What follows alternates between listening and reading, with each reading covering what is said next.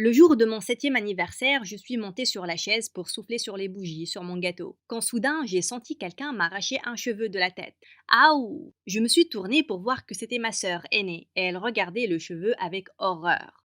Oh mon Dieu, maman, Bonnie a hérité le problème, de toi. Chute-toi. Tout le monde, chantez joyeux anniversaire, maintenant. Joyeux anniversaire. Qu'est-ce qui s'est passé là? Plus tard la même nuit, maman a inspecté ma tête, comme si j'avais des poux, et il s'est avéré que j'avais quelques cheveux blancs. Pas aussi grave que ça. Mais lors de mon anniversaire qui a suivi, la moitié de ma tête est devenue blanche. Je pensais que je me transformais en une super héroïne cool, mais maman a totalement flippé. Elle faisait importer des teintures capillaires organiques du Brésil pour teindre mes cheveux d'un beau brun profond. Personne n'a rien su sur mes cheveux jusqu'à ce que j'ai eu 14 ans, quand soudain, tout a changé. Salut, je suis Bonnie et j'ai une condition appelée achromotrichie, ce qui a soudainement rendu mes cheveux blancs. Être différente pousse les tyrans à penser que tu es une cible facile, mais je leur ai montré que je ne l'étais pas. Avant de continuer, aimez et abonnez-vous. Le truc, c'est que mes parents étaient très riches et en vivaient toujours dans un immense manoir et en fréquentaient des écoles privées. Mon frère aîné aimait les fêtes et la vie de ma sœur aînée tournait autour du shopping, des salons et échanger de copains comme de vêtements. Mais puis, papa a perdu tout son argent dans une arnaque. Et en quelques jours, on a déménagé de notre belle maison dans un petit appartement dans une autre ville. Papa est devenu très dépressif et regardait la télé toute la journée. Et maman faisait du mieux qu'elle pouvait pour subvenir à nos besoins. Mais ma famille ne pouvait juste pas s'arrêter de se plaindre. Je devais partager une chambre avec ma sœur et elle ne me laissait même pas dormir dans le lit. Une nuit, elle pleurait tellement fort parce qu'on était tellement pauvres que j'ai emmené mon matelas dans la salle de bain et j'ai dormi là-bas. La paix. Enfin, la seule chose sur laquelle maman insistait pour que ça ne change pas, c'était de nous envoyer dans une école privée. Je me sentais mal, elle travaillait tellement dur pour nous et j'espérais vraiment pouvoir faire quelque chose pour l'aider. Papa nous a déposés le premier jour de cours et dès que je suis entrée, j'ai senti quelqu'un me tirer par le sac à dos. Je me suis tournée pour voir une belle fille qui me souriait. Oh mon Dieu, est-ce que ce gars était ton père? C'est le millionnaire qui était partout dans les journaux pour avoir perdu sa fortune. Vous êtes genre pauvre pauvre. Bien sûr que non. Tu me confonds avec quelqu'un d'autre. J'ai essayé de partir, mais elle m'a bloqué la voie. Julia ne se trompe jamais sur ces choses. Julia lit les couvertures des tabloïds, une à une, chaque jour. Attends une seconde. Julia peut voir quelque chose. Cheveux blancs? Grand-mère? Tout le monde a commencé à fixer mes cheveux. J'étais tellement embarrassée que j'ai couru chez moi pour me teindre les cheveux. Heureusement, j'avais un grand stock de réserve. Quand je suis arrivée chez moi, je suis entrée dans notre chambre pour trouver ma sœur en train de crier devant ses placards vides. Mes sacs, mes chaussures, mes bébés, où est-ce qu'ils sont? C'est là que j'ai vu la porte de mon placard ouverte. Oh non, où sont toutes les teintures de mes cheveux?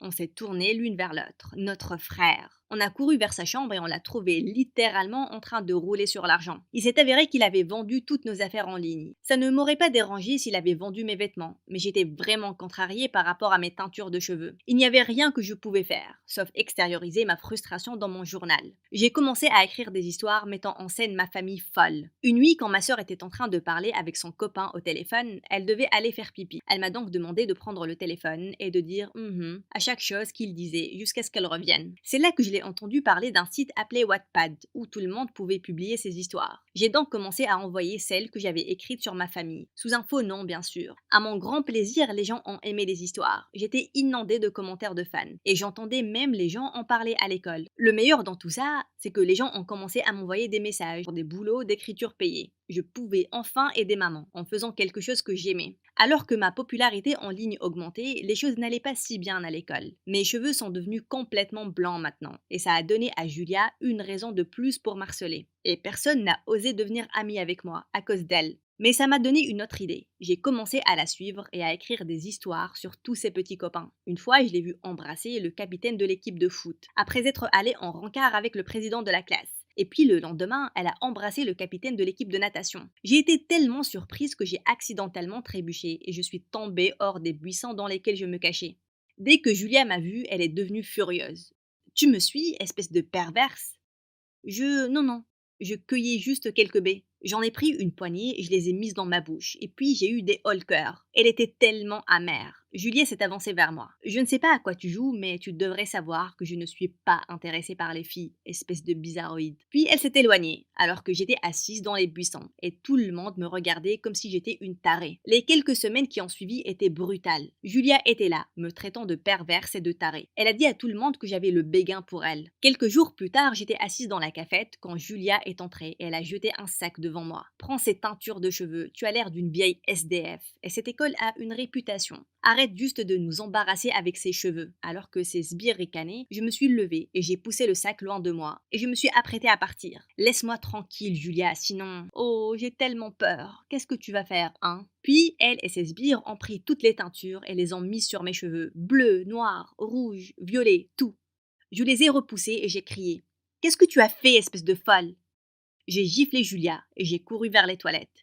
Mes cheveux ressemblaient à une crotte. Je les ai lavés et heureusement toutes les couleurs sont parties. J'étais tellement énervée qu'une fois à la maison, j'ai écrit une histoire où j'ai donné une leçon à Julia. J'espérais pouvoir la lui donner dans la vraie vie. Dès que je l'ai publiée, j'ai reçu un message sur mon compte Wattpad d'un fan, Free Prisoner. J'aime toutes tes histoires, surtout celle du tyran. Je devais donc t'envoyer un message. On peut tellement s'identifier à tes personnages. Je suppose qu'on était tous les deux coincés avec des fous. On a commencé à échanger des messages plus souvent et je sentais que je me suis enfin fait un ami. Un jour dans la cafette de l'école, j'écrivais très rapidement et je n'ai même pas réalisé que quelqu'un était venu et s'est assis à côté de moi, en poussant une canette de jus vers moi. Je peux t'offrir quelque chose à manger? Tu as l'air d'être dans une mission pour sauver le monde. J'ai levé les yeux et pendant quelques secondes, j'étais tellement perdue dans ces beaux yeux bleus. J'étais sûre que je ressemblais à un show débile. Salut, je suis Eric. Je te connais? Non, mais je te connais. On te rate difficilement avec ces cheveux.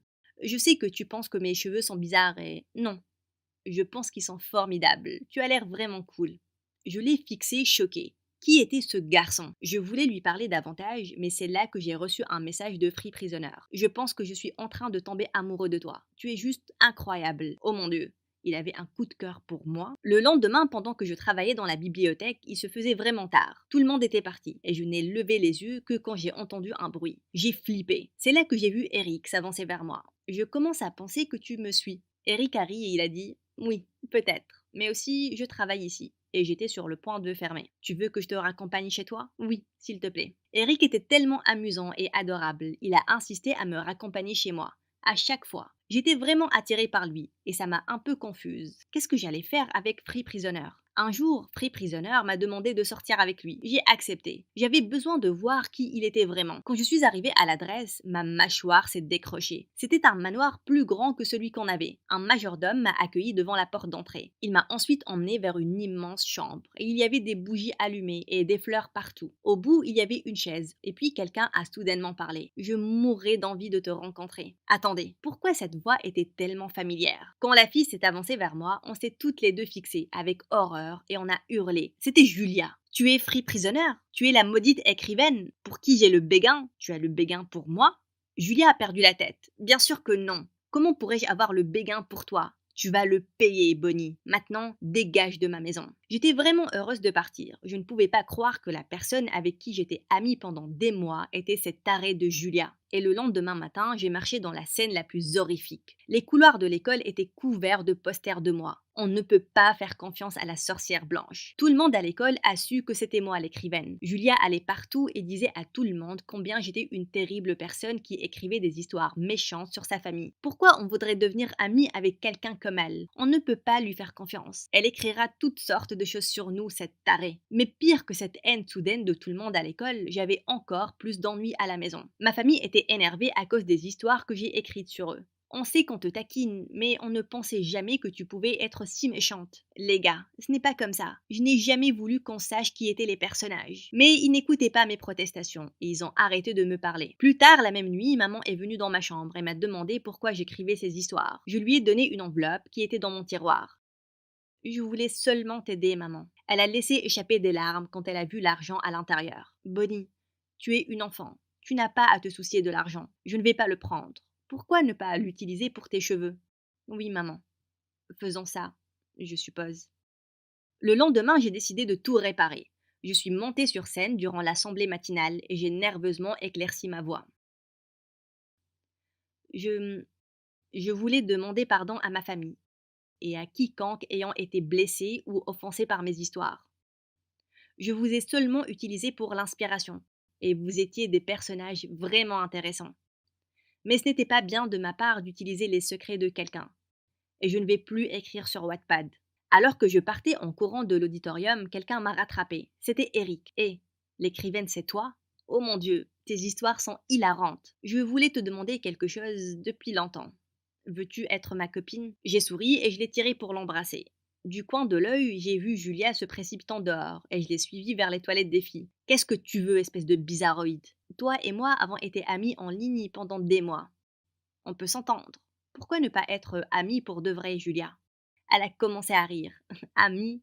Oh mon bébé. Comment ça peut être possible? Regarde ton visage, ta personnalité et tes cheveux moches. Je fais la charité aux pauvres, je ne deviens pas amie avec eux. Eh bien, regarde autour de toi, Julia. Je pense que tu n'as aucune vraie amie. Je suis là si tu changes d'habit. Et après ça, j'ai commencé à m'éloigner. Je ne te retiens pas.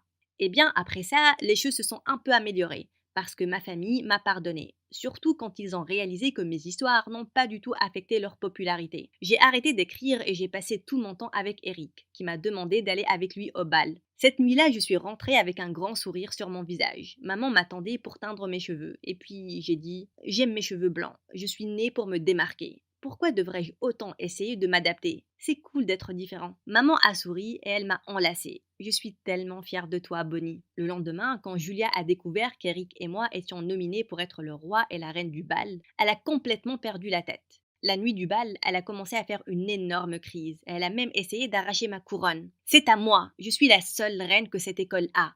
Pas cette vieille et laide SDF avec les cheveux les plus moches que j'ai jamais vus. Quand la principale est intervenue, Julia l'a traitée de vieille peau. Elle a versé tout le bol de punch sur elle. Une heure plus tard, elle a été virée. Même si beaucoup de personnes ont rigolé, je me suis sentie mal pour elle, parce que je savais qu'il y avait une bonne personne à l'intérieur d'elle. Mais toutes ces insécurités l'ont transformée en un énorme tyran. Après ça, le lycée n'était pas aussi fou que ça. J'ai eu une bourse pour un programme d'écriture et 4 ans plus tard, j'ai intégré une maison d'édition en tant qu'éditrice de livres. Avance rapide de quelques années. Et je suis mariée à Eric maintenant, avec 2 beaux enfants.